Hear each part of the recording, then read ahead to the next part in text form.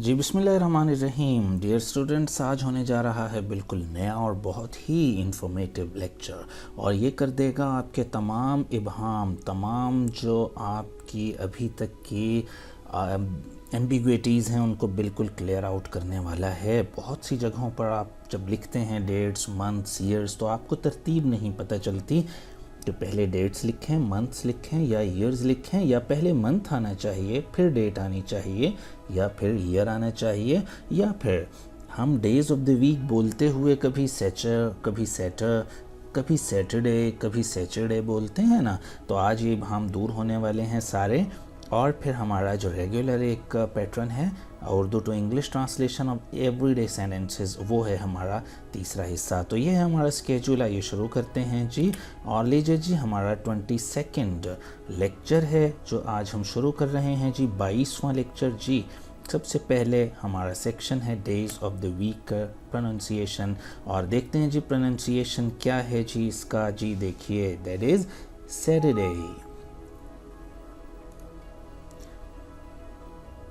That is Saturday.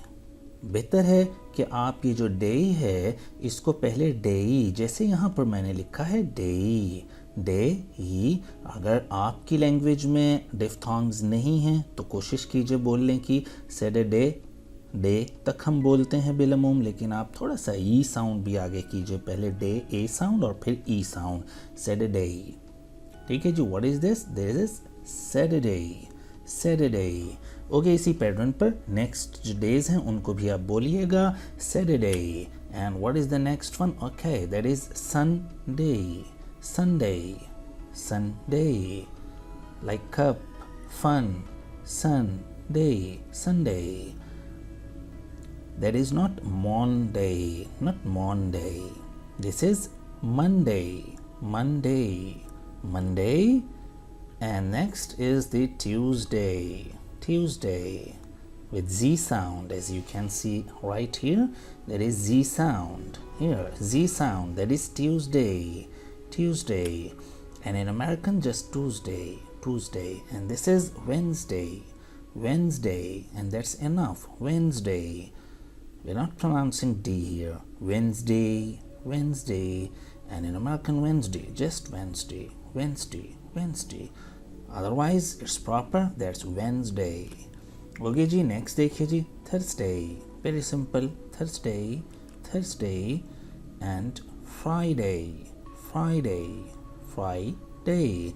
Okay जी, next section की तरफ बढ़ते हैं, और जो कि है बहुत ही अहम, बल्कि आज का जो कर्नल है, आज का जो एसेंस है हमारे इस कोर्स का 22nd लेसन का, वो है ये। आइए जनाब, पहले हम लिखेंगे मंथ को, अमेरिकन इंग्लिश में पहले लिखेंगे मंथ को, फिर लिखेंगे डेट को, और फिर लिखेंगे ईयर को, यानी जनवरी 1, जनवरी 1, 2020। My birthday is January 1, 1994. So it's pretty correct. So what have you done? क्या किया है जी आपने कि पहले आपने लिखा मंथ, फिर लिखी डेट, और फिर ईयर। ठीक है जी, जनवरी मंथ, 1 डे, और फिर 2020, दैट इज ईयर। तो ये है जी सही तरतीब अमेरिकन इंग्लिश में, जनवरी 1, 2020, जनवरी 1, 1994। ओके जी, देखिए ब्रिटिश इंग्लिश में क्या है, वो कर रहे हैं इसको थोड़ा सा तब्दील, और वो लिखते हैं ज़रा लॉजिकली कि पहले डे आना चाहिए, डे से मिलके बनता है मंथ, और मंथ से मिलके बनते हैं ईयर्स। तो इसलिए पहले डे, छोटा यूनिट, फिर उससे बड़ा यूनिट, और फिर सबसे बड़ा यूनिट, वो लिखेंगे 1 जनवरी 2020, 1 जनवरी 2020। My birthday is 1 January 1994। Okay जनाब, इस तरह आपने, ये है ब्रिटिश का और अमेरिकन का। होपफुली जी the point is very clear. और देखिए जी, यहाँ पर काफ़ी प्रॉब्लम आता है कार्डिनल्स में और ऑर्डिनल्स में, कि यहाँ पर हमने यूज़ किया था 1, और यहाँ हम यूज़ कर रहे हैं फर्स्ट। तो इसमें क्या डिफरेंस है जी, इसको भी हम अभी क्लियर कर लेते हैं कि कार्डिनल नंबर्स क्या हैं, ऑर्डिनल नंबर्स क्या हैं। तो आइए जनाब इनका डिफरेंस देखते हैं, कार्डिनल नंबर्स और ऑर्डिनल नंबर्स का। ये जो लेफ़्ट साइड पर आप देख रहे हैं ये ऑर्डिनल्स हैं और ये जो राइट साइड पे हैं ये कार्डिनल्स हैं। यानी जैसे कार्डियोलॉजी से आप याद रख सकते हैं कि जो मेन जो हार्ट हैं वो ये नंबर्स हैं जो राइट साइड पे हैं, और जो ऑर्डर को शो करते हैं ऑर्डिनल्स यानी ऑर्डर्स को, यानी फर्स्ट सेकंड थर्ड ऑर्डर को हम जाहिर कर रहे हैं, ये ऑर्डिनल्स हैं। उम्मीद है अब आप कभी नहीं भूलेंगे। तो ऑर्डिनल्स में first second third fourth fifth and so on, और ये मैंने लगा के कुछ छोड़ के एथ लिखा है जी, एथ EIGH T 8 जैसे यहाँ हमने 5 के आगे TH यूँ नहीं करना, आपने करना है EIGH TH, that's enough. Double T लिखने की कि 8 लिखें और फिर TH लिखें ज़रूरी नहीं है, आप बस 8 कह दें, दैट्स इनफ। तो ये हैं जी ऑर्डिनल्स, और ये 1 2 3 4 5 एंड सो ऑन ये हैं cardinals.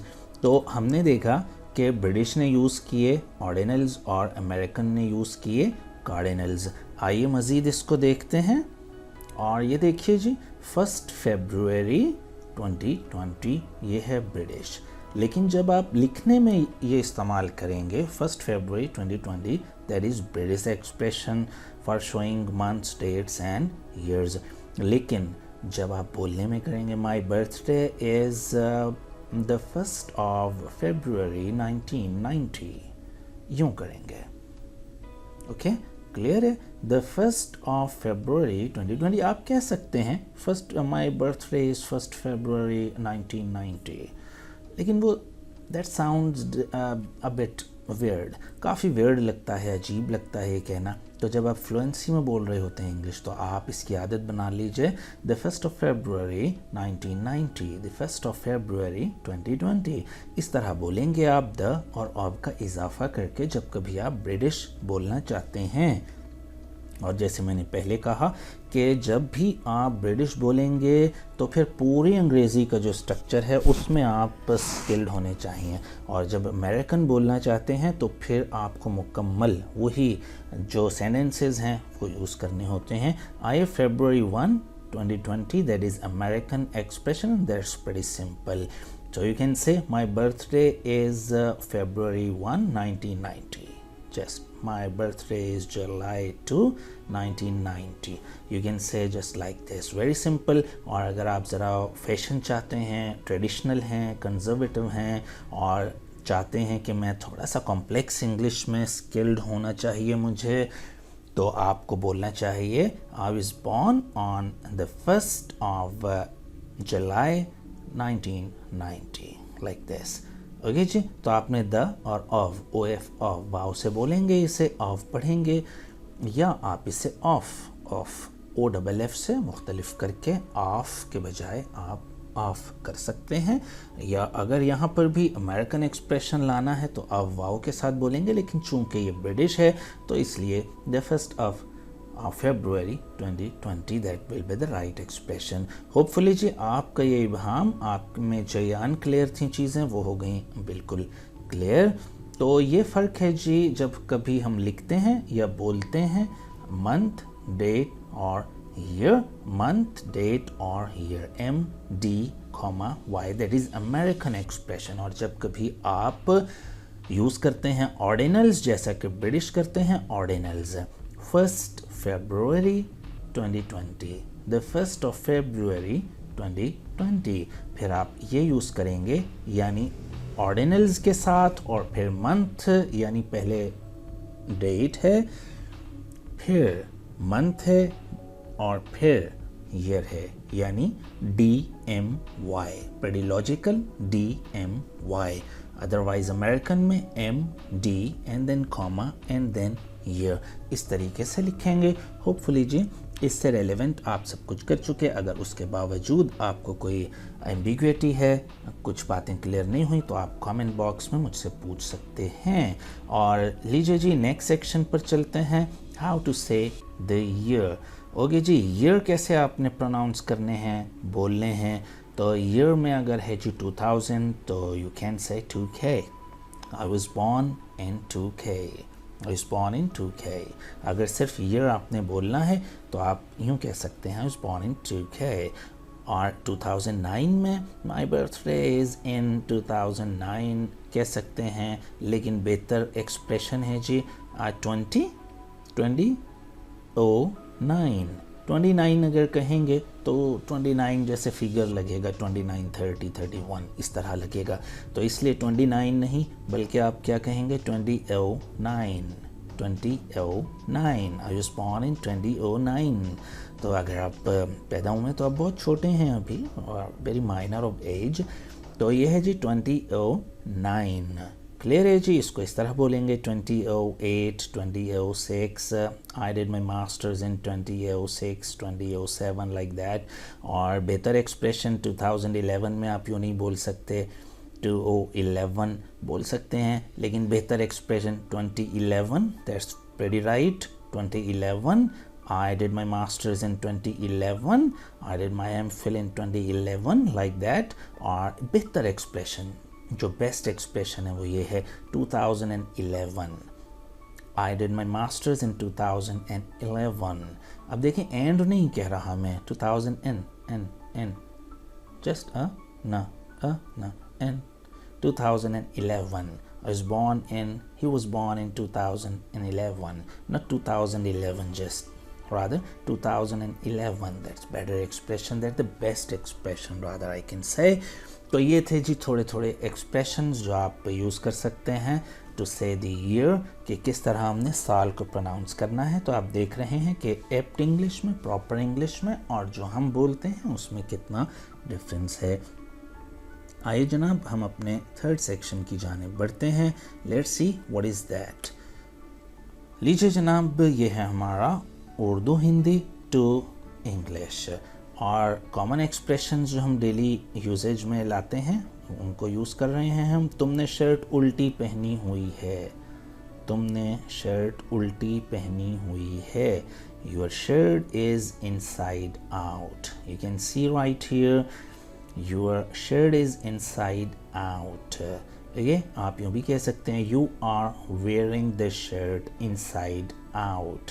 You are wearing the shirt inside out. तुमने शर्ट उल्टी पहन रखी है. नेक्स्ट, तुम्हारे जूते का तस्मा खुला हुआ है. Your shoelace is not open. Your shoelace is untied.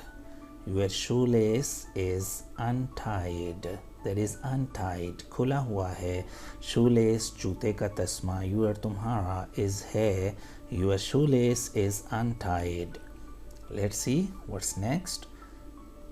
मेरी, that is मेरी. मेरी पैंट बार बार नीचे हो रही है. My pants keep falling. My pants keep falling. My pants keep falling. Don't use pant. That is wrong. Don't use trouser, scissor. Don't use like this. बल्कि इस्तेमाल करें my pants keep falling. My trousers keep falling. अपने जूते का तस्मा बांधो. बांधो, tie up. Your, अपने shoelace जूते का तस्मा. Tie up your shoelace. Tie up your shoelace. अपने जूते का तस्मा बांधो. Tie up your shoelace. आखिरी सेंटेंस, मुझे पैंट ऊपर करनी चाहिए. मुझे पैंट ऊपर करनी चाहिए. I need to pull up pants. I need to pull up pants. I need to pull up pants. I need to pull up pants. I should pull up pants. I should pull up my pants. All expressions are correct.